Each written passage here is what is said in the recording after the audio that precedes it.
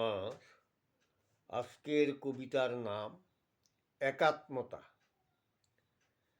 স্মৃতিটুকু মনে পড়ে জীবনের অবসরে, ৭০ বছর ধরে সুখে দুঃখে একাকার।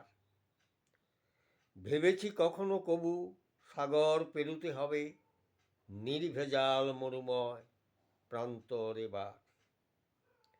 প্রাণে প্রাণে প্রাণ ছোঁয়া, দীর্ঘশ্বাস কাছে পাওয়া, হৃদয়ে হৃদয়ে গাওয়া জীবনের পারাবার।